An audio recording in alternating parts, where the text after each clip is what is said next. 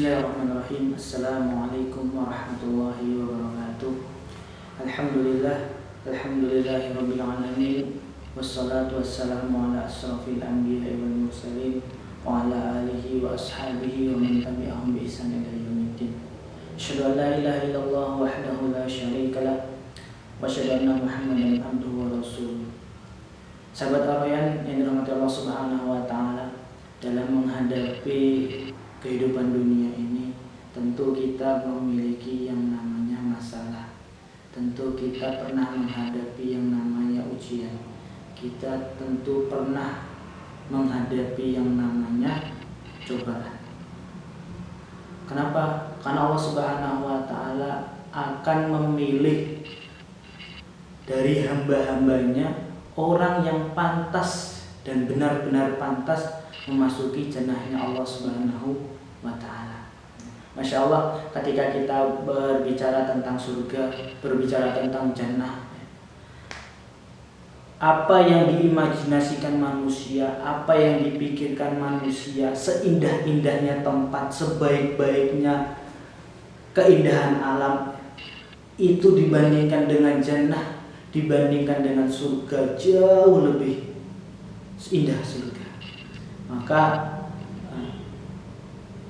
Allah Subhanahu wa ta'ala menjanjikan surga kepada hamba-hambanya yang memang pantas untuk mendapatkan surga Allah Subhanahu wa ta'ala. Dan dalam menghadapi cobaan ujian ini, Allah Subhanahu wa ta'ala memerintahkan kita untuk meminta tolong kepada Allah Subhanahu wa ta'ala, untuk berdoa kepada Allah Subhanahu wa ta'ala.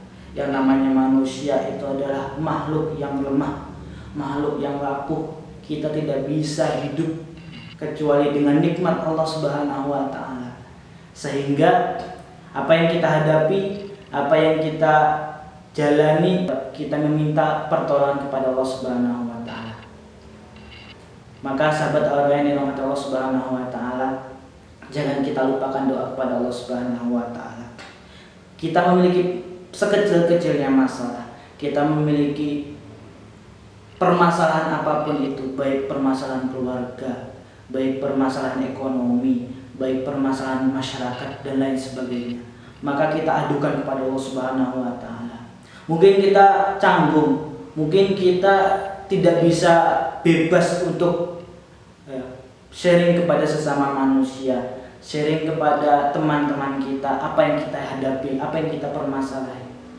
Akan tetapi dengan Allah, kita dapat menceritakan permasalahan kita itu kepada Allah Subhanahu wa ta'ala sebebas-bebasnya.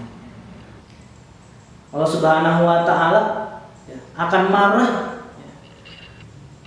apabila hambanya itu tidak pernah meminta, tidak pernah berdoa kepadanya, karena menandakan hamba tersebut sombong.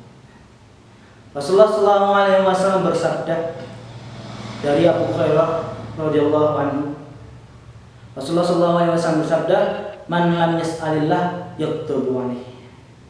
Rasulullah SAW bersabda, barang siapa yang tidak meminta kepada Allah Subhanahu wa ta'ala, maka Allah Subhanahu wa ta'ala akan marah kepadanya. Hadis riwayat Ibnu Majah.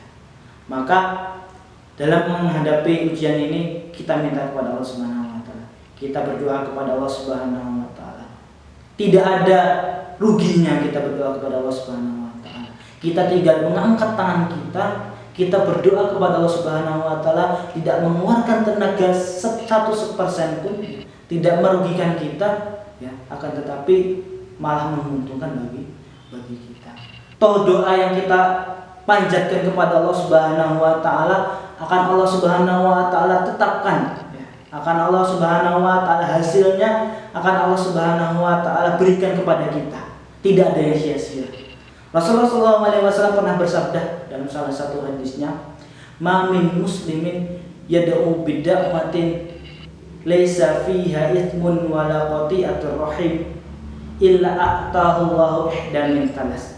Tidaklah seorang muslim yang meminta suatu permintaan kepada Allah Subhanahu wa ta'ala tidak dalam hal yang mungkar, dosa, dan juga tidak dalam hal untuk memutus silaturahim, ya, maka Allah Subhanahu wa taala akan memberikan dia satu dari ketiga.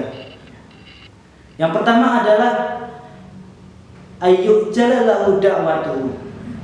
Allah Subhanahu wa taala akan mengijabahi doanya, akan menjawab permasalahan yang dia aturkan kepada Allah Subhanahu wa taala. Yang kedua adalah ayyudakhira lahu fil akhirah. Allah Subhanahu wa taala akan menyimpan doa ini untuk dia di hari kiamat kelak. Yang ketiga adalah wa imma ayasrofa anhu minassu'i mithla.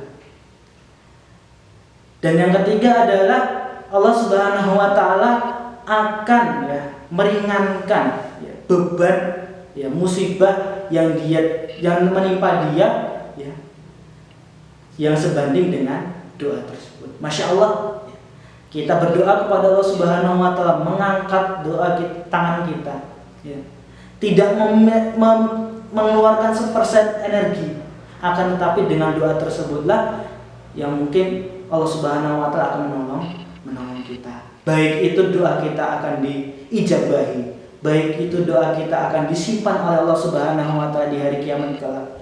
Baik itu doa kita akan Allah Subhanahu wa taala ganti dengan sesuatu yang menguntungkan kita, ya, yang menghindarkan kita dari musibah. Maka jangan lupakan doa kita kepada Allah Subhanahu wa taala. Sahabat orang yang dirahmati Allah Subhanahu wa taala, dalam kitabnya Ibnu Qayyim, kitab Ad-Da' wa Dawa, yang artinya adalah ada penyakit, wa dawa ada obatnya. Beliau pernah menulis, ya, min anfa'il adwiyah al-ilhafid. Termasuk dari obat yang mujarab adalah kita al-ilhah itu adalah cerewet, sering-sering meminta kepada Allah Subhanahu wa taala. Al-ilhah itu kita sering meminta kepada Allah Subhanahu wa taala. Kita bangun tidur, kita sholat lail, kita meminta kepada Allah Subhanahu wa taala, ya Allah, mengapa seperti ini? Ya Allah, aku meminta sesuatu. Kemudian kita sholat subuh, setelah sholat subuh kita berdoa seperti itu. Sholat duha kita berdoa juga seperti sholat duha, ya, seperti doa kita. Maka, ya, Allah Subhanahu wa taala mencintai amalan yang meskipun sedikit akan tetapi itu dawam, terus menerus, continue. Maka dalam berdoa jangan pernah kita berputus asa dari rahmat Allah Subhanahu wa taala, karena kita membutuhkan Allah Subhanahu wa taala. Ya, ingat, ya, dengan Allah hati kita menjadi lembut, dengan Allah hidup kita menjadi bahagia. Maka jangan lupakan Allah Subhanahu wa taala dalam segala apapun kondisi. Kita berusaha menyelesaikan permasalahan, kita berusaha menyelesaikan ujian dari Allah Subhanahu wa taala, akan tetapi juga kita meminta doa kepada Allah Subhanahu wa taala, meminta pertolongan kepada Allah Subhanahu wa taala, sehingga apa yang kita usahakan menjadi barokah di sisi Allah Subhanahu wa taala. Mungkin itu sekian dari saya. Aku qouli hada astaghfirullah wa lakum wa lisa'il muslimina min kulli dhanbin fastaghfiruhu innahu ghafurur rahim. Wassalamualaikum warahmatullahi wabarakatuh.